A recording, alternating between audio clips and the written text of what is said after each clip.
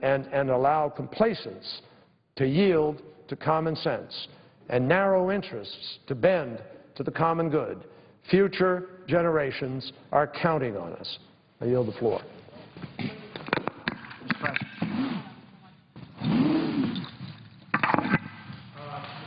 Mr. President, I have 8 unanimous consent requests for committees to meet during today's session for the Senate. They have the approval of the Majority Leader and the Minority Leader, and I ask unanimous consent that these requests be agreed to and that they be printed in the record.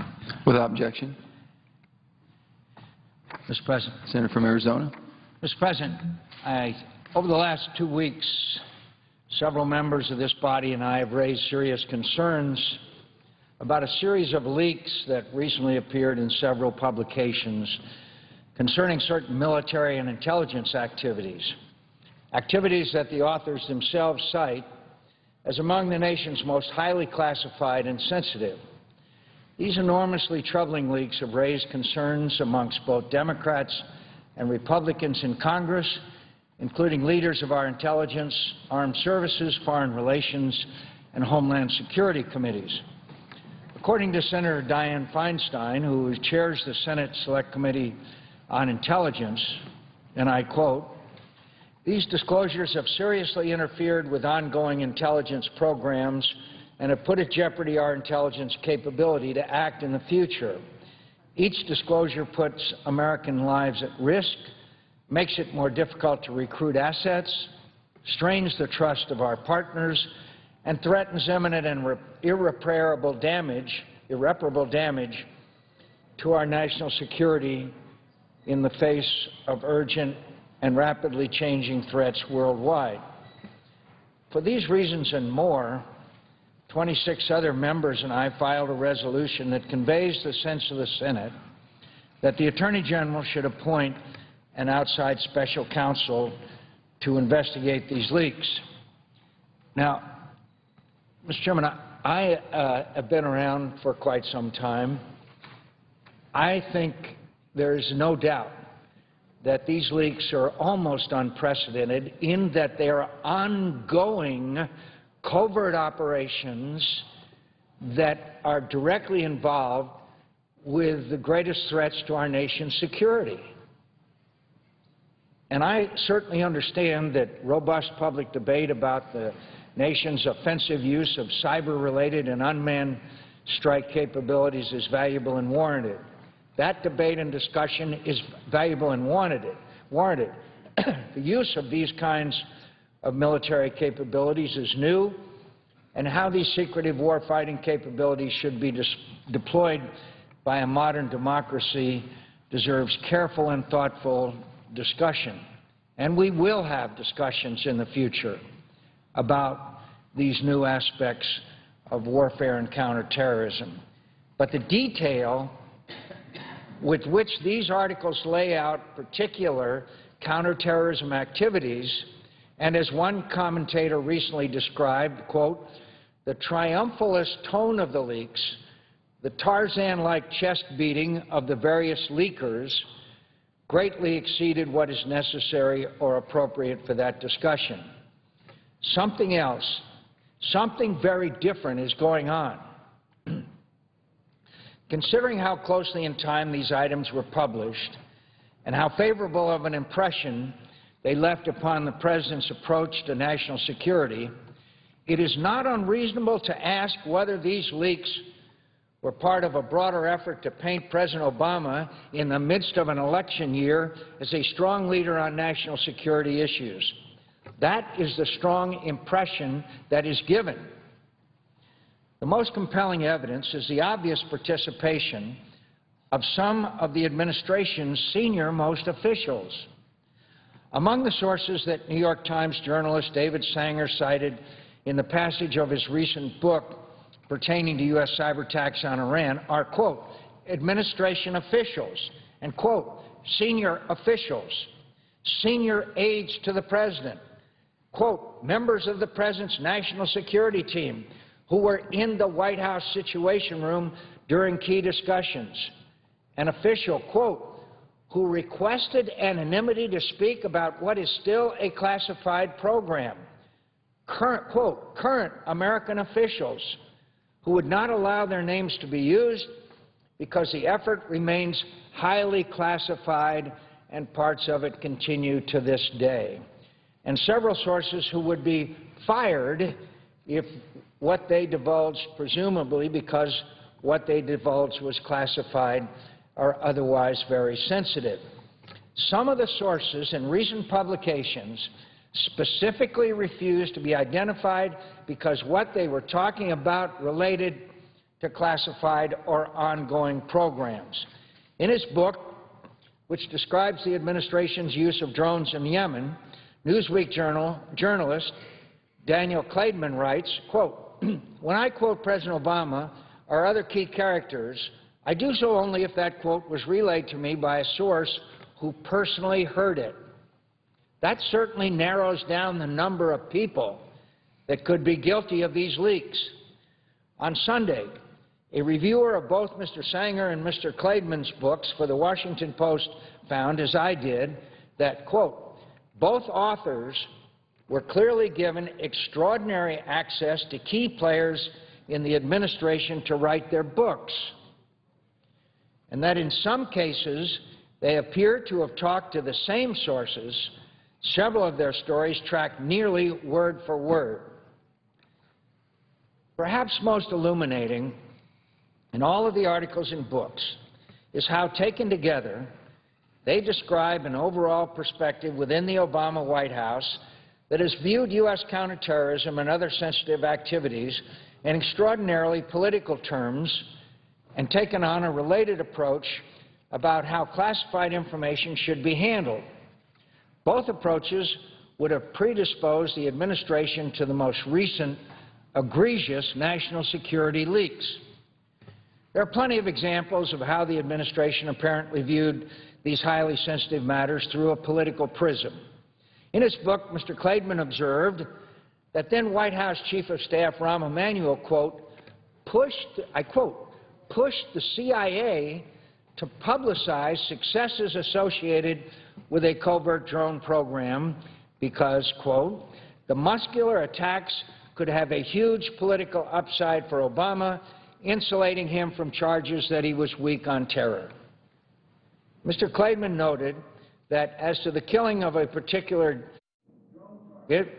CIA public affairs officers anonymously trumpeted their triumph, leaking colorful tidbits to trusted reporters on the intelligence beat, with newspapers describing the hit in cinematic detail. A recent article in the New York Times similarly noted David Axelrod, the president's closest political advisor, began showing up at the, quote, Terror Tuesday meetings. By the way, those meetings were where drone targeting was discussed. His unspeaking presence, a visible reminder of what everyone understood. A successful attack would overwhelm the president's other aspirations and achievements.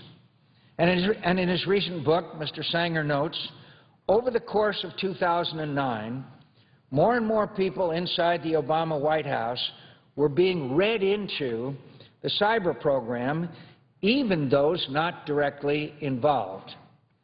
As the reports from the latest iteration of the cyber bug arrived, meetings were held to assess what kind of damage had been done, and the room got more and more crowded. Let's look at another anecdote in Mr. Sanger's book that provides another powerful example of what I'm talking about.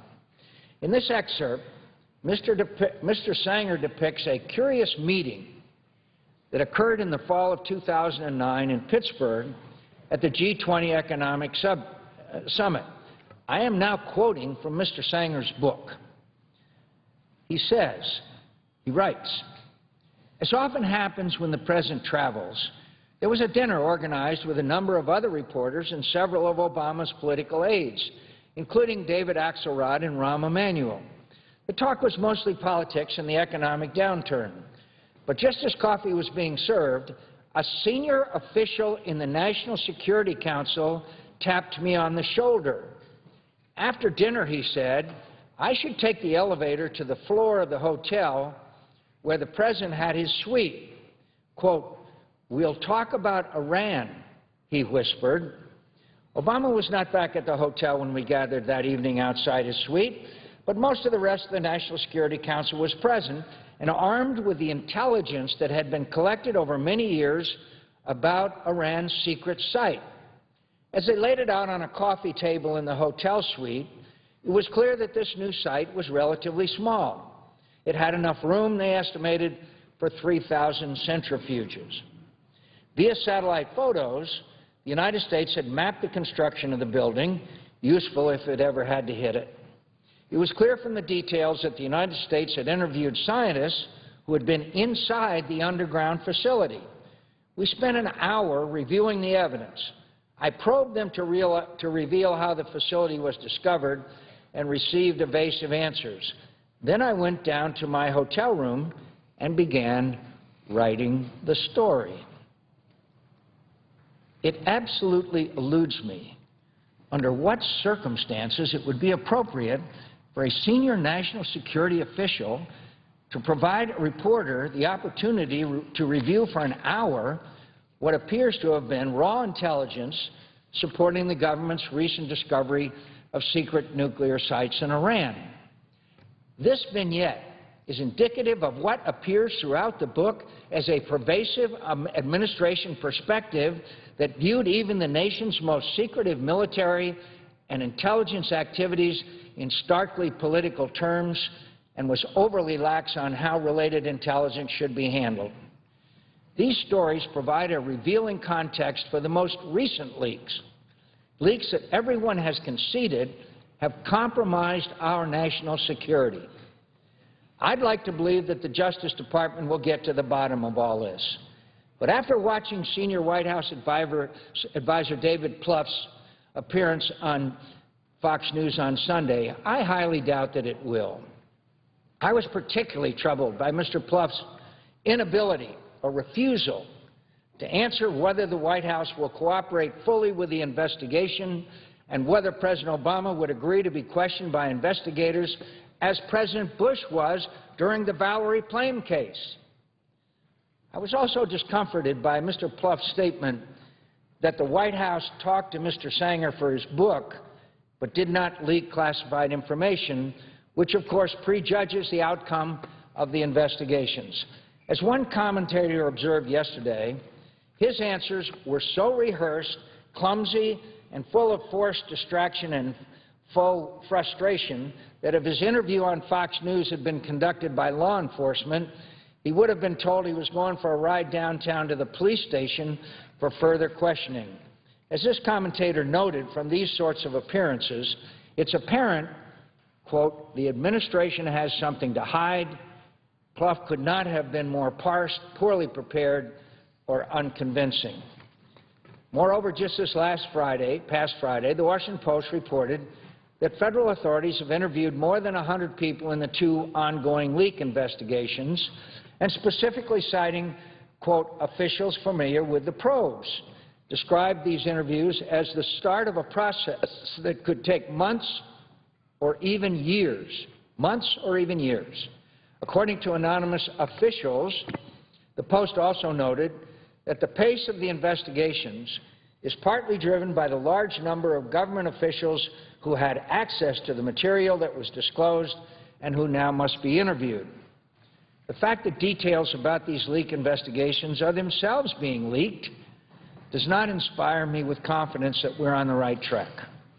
Furthermore, according to the Post, citing officials who spoke on the condition of anonymity because of the sensitivity of the matter, the two pending investigations focus on the Associated Press article about a disrupted terrorist bomb plot by al-Qaeda's affiliate in Yemen and the New York Times report about the Obama administration's role in authorizing cyber attacks against Iran. In other words, there appears to be no probe of the leaks relating to U.S. drone operations.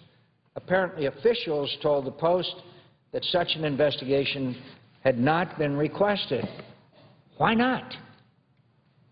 With the passage of time, the need for the Attorney General to appoint an outside special counsel to independently investigate and, where appropriate, hold accountable those found responsible for these egregious violations of our national security becomes clearer and stronger.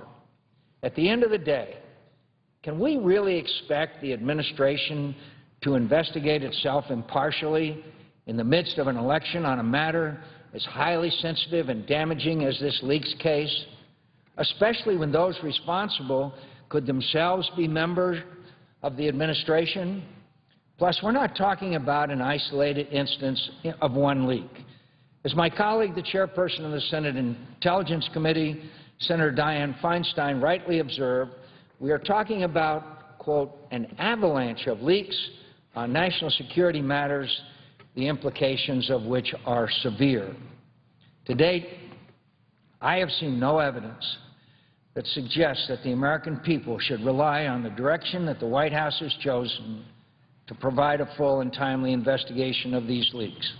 For these reasons, I once again call on the appointment of an outside special counsel to do so today, just as former Senator Biden and former Senator Obama called for a special counsel in the case of Valerie Plame, a case far, far less severe as the implications of our national security are concerned. Mr. President, as I said at the beginning of my comments, I've been around this town for quite a while. I, like the rest of my colleagues, have never seen leaks of this nature at such a high level concerning ongoing covert operations. They deserve an investigation which will have credibility with the American people. That, so far, has not been forthcoming from this administration. Mr. President, I suggest the absence of quorum. I yield the floor. Mr. President. Senator from Oklahoma. Thank you. And I assume we're in morning business, but because we're in morning business, I'm going to use that time to talk about 4 amendments that I have to the agricultural bill. I want to make one really, I think, acute observation to the American people on what's going on in Washington. And the 4 amendments that I'll have on the agricultural bill, they're a symptom of the disease that's in front of our nation. You know, this year we're going to run about $1.3 trillion deficit. At the end of this fiscal year, we'll have $16.25 trillion worth of debt. I'm 64 years of age. My children and grandchildren are going to pay back my portion of that debt. I'm not going to be paying it back. The question in front of our nation is, one, how do we get to this point? And number 2 is, what are we going to do about it? And what you're going to hear today, as we begin voting on the amendments, what you're going to hear from the Senate is why we can't cut spending, why we can't limit our appetites, why we can't end subsidies to some of the richest co-ops in the world, why we can't stop sending money to the Republican and Democrat conventions out of the Treasury, why we can't limit some of the conservation programs that go to millionaires, why we can't do it. We're going to hear why we can't. This country can't wait for us to continue hearing excuses about why we can't trim our expenditures. The real problem is the federal government's going to take in $2.6 trillion this year, and it's going to spend about $3.8. That's the real problem. We ignore it politically by not making hard decisions, by not reforming the tax code for a pro-growth, lower rates, broader base where everybody's participating in the tax code. People don't get out of, through their well-connectedness, don't have special benefits to them, which is $30 billion a year for the very wealthy in this country in the tax code.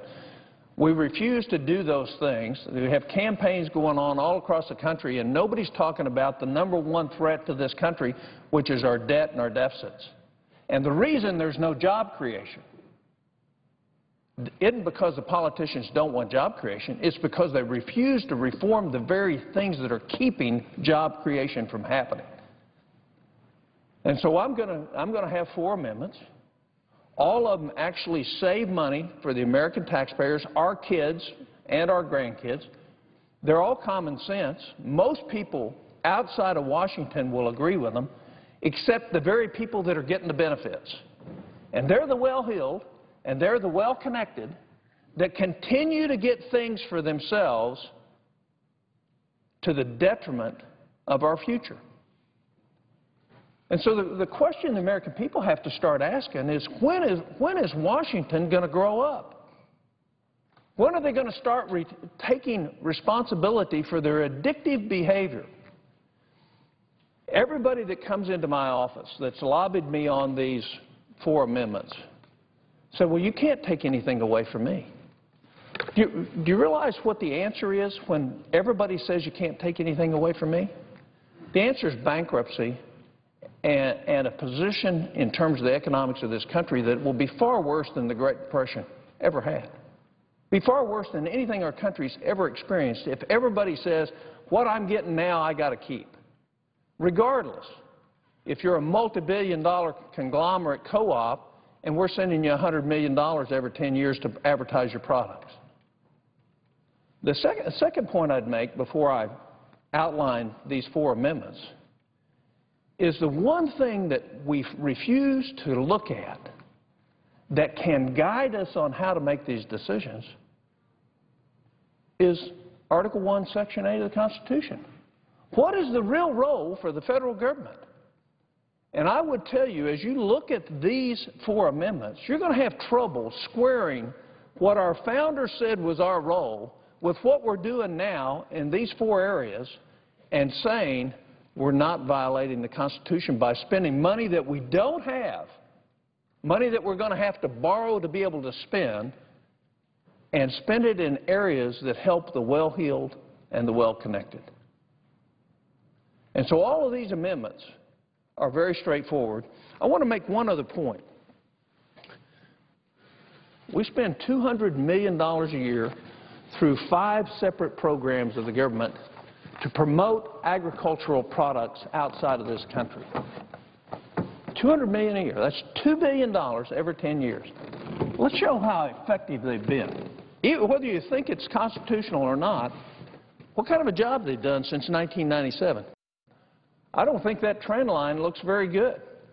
So if we're going to spend $200 million paying for promotion of agricultural products outside of this country, maybe we ought to ask the question, why are we on a declining slope as far as a percentage of the world's agricultural sales?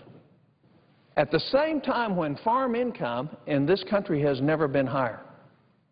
Why is it? Why is it? Is because the federal government's not very good at doing things that the private sector is very good at. And so we have 5 separate programs within the Department of Agriculture to do this. And the question the American people will be asking, why do you have 5 programs? Why not? If in fact it's a role for the federal government, which I highly doubt under the Constitution, why do we have 5? So that's how well we're doing on, and I'll just talk about the first program. The Market Access Program is just one of the 5 programs that the federal government has in the Department of Agriculture to do this. The Obama administration actually agrees with this amendment. In their budget, they put a recommendation to trim this. And yet all we've heard from everybody out there who gets the soft ride on this is that you can't take any money away from this program. If we can't take $40 million a year out of a program that's ineffective, history's here. We're going to be belly up. And the consequences of that will be devastating, not just for our kids, but for us, because it's going to come in the very near future. So all this amendment does is say, out of this one of 5 programs, let's cut it 20%. The Obama administration recommended doing that. The GAO says there's nothing to say that this is effective use of your tax dollars, and you would think that we're pulling toenails out. But to hear the people scream. I won't go into the details on this amendment because my time is limited, But that means we're still going to spend $160 million in this one program, which is one of 5, to promote agricultural products that we're not being successful in spending that money anyway. So the question is why would you vote against it?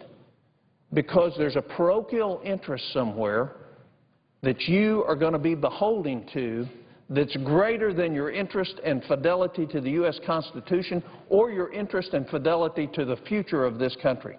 That's why people will vote against this amendment. Doesn't have anything to do with common sense. Doesn't have anything to do with looking at the light that we're going to run this significant deficit. We have a $16 trillion debt. It has to do with how do I make sure I'm not in trouble with parochial interests rather than doing the right best thing for our country. The second amendment, and I've received a lot of criticism for it, is in conjunction with Senator Durbin. For those people with adjusted gross incomes of greater than $750,000 a year, all this amendment does is decrease the subsidy that the middle-income, hard-working factory worker or service worker in this country pays with their taxes to subsidize a crop insurance program that guarantees them profit and yield. And instead of being 62% subsidy by the federal government when they're making more than $750,000 per year, we take it to 47%. And what do you hear? Oh, you can't do that to us. If you're making $750,000 a year farming, your capital should be in pretty good shape, and you should be able to afford to take on some of the risk, some more of the risk. And we're going to hear that, well, this will be too hard to implement. There isn't another agriculture program that doesn't have an income payment limitation of some type associated with it, except this one. And when we're spending, out of every dollar that's spent on crop insurance, the average hardworking American's paying 62% of it. It is not too much to ask those that are on the other upper income stream in the agricultural community to participate a little bit more in helping pay for that subsidy by taking a reduced subsidy. So all we're doing is taking 15% out of it. Under this agricultural bill that's on the floor, there's 3 ways to insure your crop. Every one of them, the American taxpayer who's not a farmer is paying for. There's no other business in this country where you're guaranteed that your profit and your revenue will be there through an insurance policy that's paid by the rest of us. So to take 15%, now the GAO report said you should actually limit it to $40,000, and you'll save $5 billion over the next 10 years. This amendment will only save $1 billion over the next 10 years. But the way you get rid of $1 trillion deficit is to ask everybody to share a little bit. And all this amendment's doing is asking the most well-off farmers, the ones that we've been subsidizing for years, the ones that are taking hundreds of thousands of dollars every year from you as American taxpayers, to pay 15% more on their crop insurance so that the average individual in this country isn't taken off their table to subsidize somebody that's making $750,000 a year. The third amendment is an amendment to end conservation payments to millionaires. Almost every other program we have in terms of our farm programs has some limitations on it.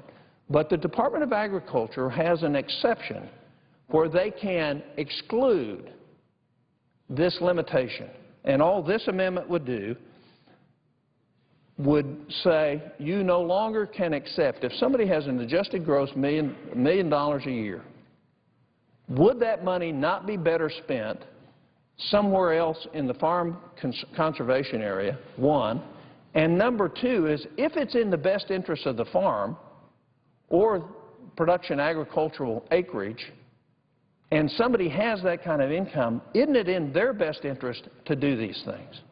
So it's a very simple amendment that just says you're receiving or producing and making adjusted gross income of $1 million more a year. then we're going to put some limitations on how much money that we spend on your property and then go spend it on other properties where we might, in fact, have more effective resource conservation. And then the final amendment that I have on the bill, which really has nothing to do with the agricultural bill, but it has everything to do with the problems in this country. This year, in February of this year, the U.S. Treasury wrote a check to the Democratic National Convention and the Republican National Convention, each for $18.4 million. When the presidential checkoff system was created, the politicians in Washington wired it so that you thought you were giving money to a presidential campaign, but what in fact is they took a percentage of it for a party for both parties.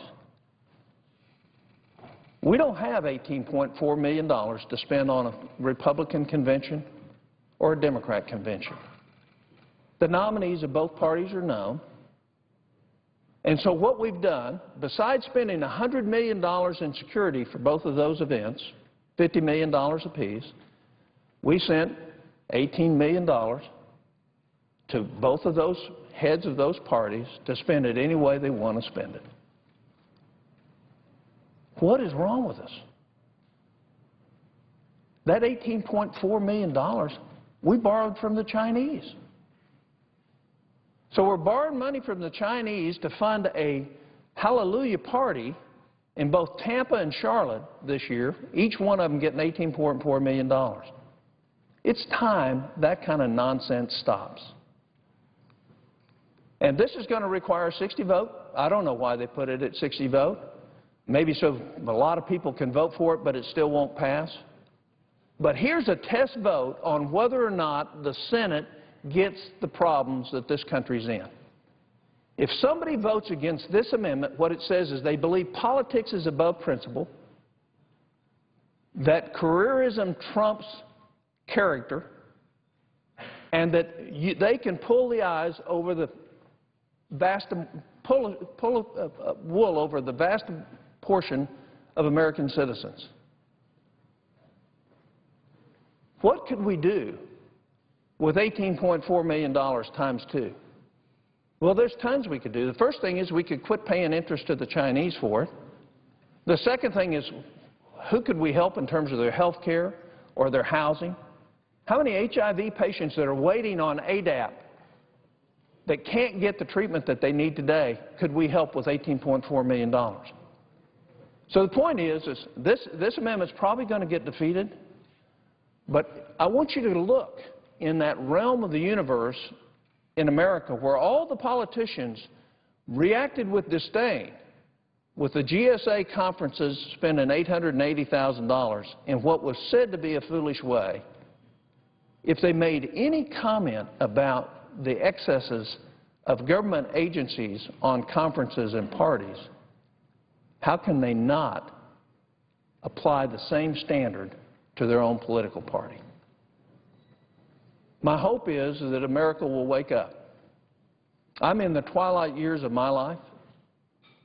I've seen vast changes in our country, both good and bad. But we have maxed out the credit card in our country. We can't get another credit card without severe pain. We're trying to not do the right thing in the Congress of the United States. We're trying to kick the can down the road. We're trying not to make the hard decisions. And everyone who comes and lobbies says, yes, I agree there's a problem, but please don't take anything away from me. The answer to our country is leadership that says we all have to sacrifice to get our country out of the depths of the problems that we're facing today. This will be a great key vote on whether or not the senators understand priorities and the depth of the problems that we're in. There's no way we should ever again send any money to the Democratic Party or the Republican Party of taxpayer funds for a convention, and this amendment would eliminate that in the future. Mr. President, I notice the absence of a quorum. Yield the floor. Clerk will call the roll. Mr. Acock.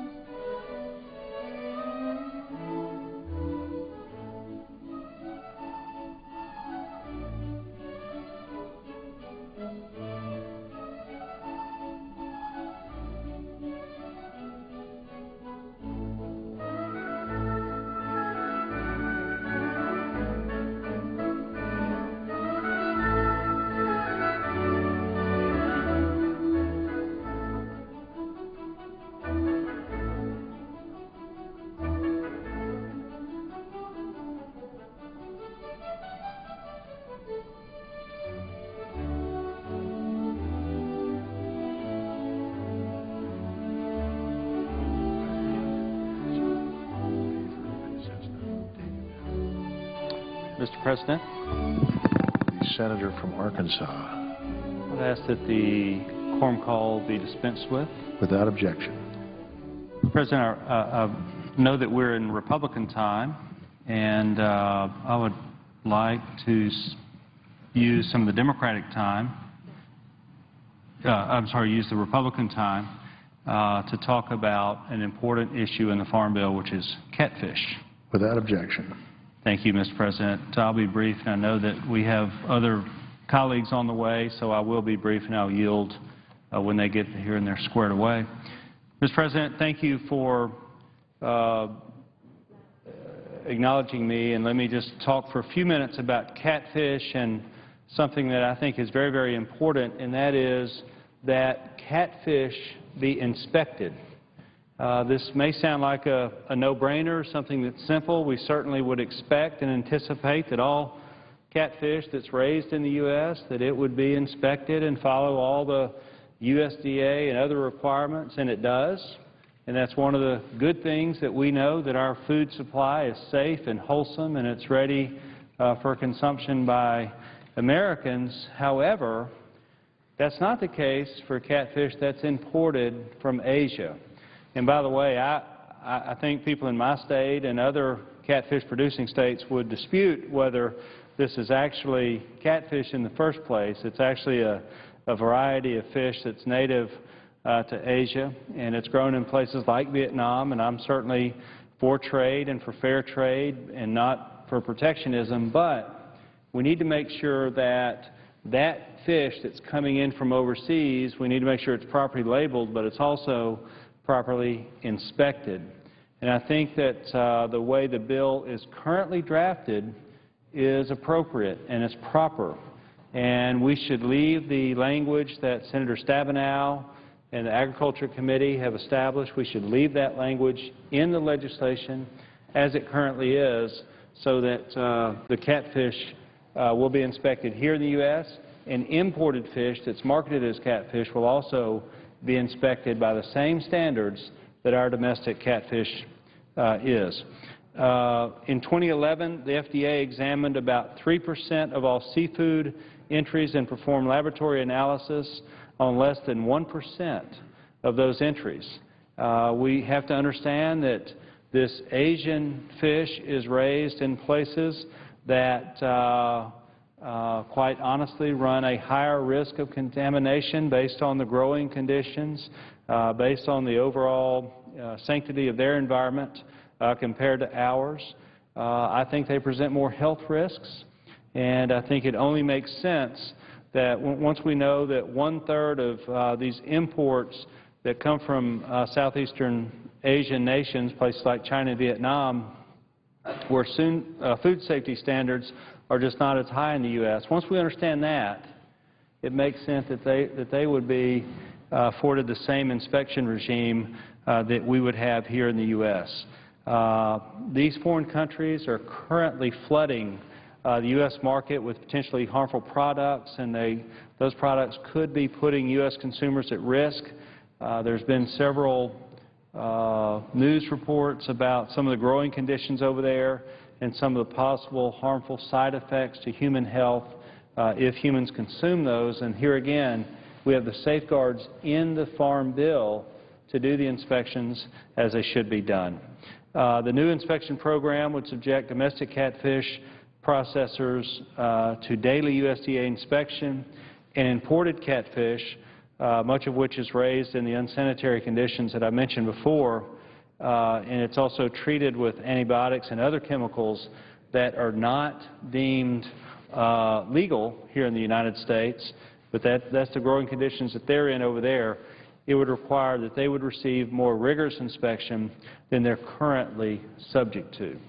And again, I don't see this as protectionist. I think this is truly to make sure that all the food supply, whether it comes from overseas or is grown here domestically, meets our U.S. standards, and our people, our American citizens, understand that when they purchase fish, that they're going to get something that won't make them and make their families sick when they consume it. So, Mr. President, with that, I want to say that I appreciate all of my colleagues looking at this provision. I appreciate Senator Stabenow and her whole team, and in fact all the members of the Ag Committee that helped on this and all of their staffs. They've been great on this issue. Catfish is a very small part of our agriculture picture in the U.S., but it's an important part. People all over, especially all over the southern region of the United States, love to consume catfish, and they just need to understand that when they buy catfish in the U.S., that it's going to be safe for them and for their families. With that, Mr. President, I'll yield the floor. And I suggest the absence of a Clerk will call quorum. the roll. Mr. O'Connor.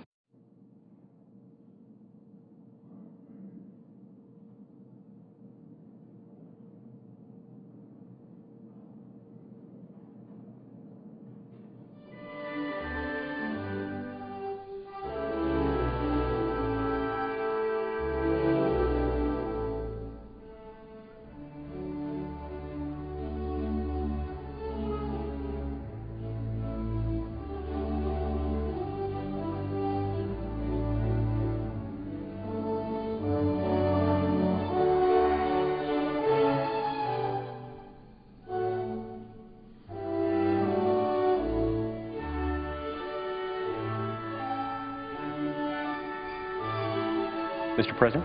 The senator from Utah. Mr. President, I rise today to express... During a quorum call. Mr. President, I ask unanimous consent that the quorum call be suspended. Without objection. Mr. President? Senator from Utah. Mr. President, I rise today to express my support for Senate Joint Resolution 37 and to express my deep and profound disapproval of the Obama administration's handling of the Utility MACT rule. Let me first address what this debate is not about. This is not about a debate between one side that supports clean air and another side that does not. We all support and understand the importance of maintaining our pristine environment, maintaining the quality of human health and the ecosystem. My state, the great state of Utah, holds some of the greatest land resources in the country and some of the most beautiful landscapes. They're all a source of pride for all Americans and especially for all Utahns. And they provide a significant economic benefit for my state in the form of tourism dollars. I would not support any legislation ever that would damage our environmental brand in Utah or that would harm our environment. What this debate does expose is this administration's vigorous, unfettered attempts to severely limit the use of coal technology and a complete and utter disregard for the economic benefits of this industry and the economic effects of this kind of overly aggressive regulation. If implemented fully, the Utility MACT rule would give utilities nationwide just 3 short years to fully complete very costly upgrades to their plants. Many industry experts believe that these standards are nearly impossible to meet in that time frame. Utilities will need closer to 5 or 6 years to make the necessary upgrades required by this regulatory scheme. Those who are unable to comply will have no choice but to shut down unless or until they can meet those standards. This inevitably, with absolute certainty, will result in sharp spikes to energy costs, increased power bills for all Americans, affecting the most vulnerable among us the most severely. Higher energy costs will in turn have a direct impact on the family budget. The more we as Americans spend on higher energy costs, the less we have available for savings, for education, and for other priorities. Although the President campaigns around the country by trying to convince Americans that he knows how to create jobs, this rule alone has been estimated by some industry experts as likely to kill 180,000 to 215,000 jobs by 2015. So one has to wonder why it is that this administration is nonetheless imposing rules that it knows cannot be met and that if they must be met will kill this many jobs and hurt this many Americans. Why are they ignoring the obvious economic consequences of shutting down an industry that produces about half of all the electricity we use in the United States of America today. It just doesn't make any sense.